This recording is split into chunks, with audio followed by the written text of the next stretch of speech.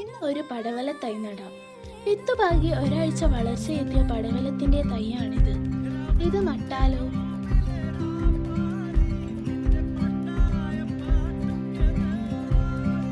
ചെറിയ ഒരു കുഴിയെടുക്കുക.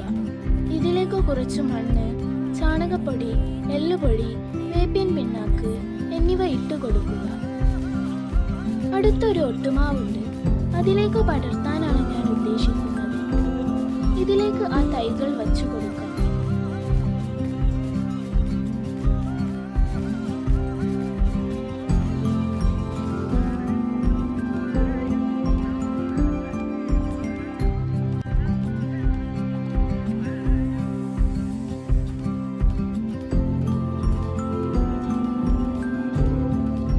മറ്റൊരു കുഴിയെടുത്ത് തൈക്ക് സപ്പോർട്ട് കൊടുക്കുന്നതിനായി ഒരു വടി കുത്തിക്കൊടുക്കണം.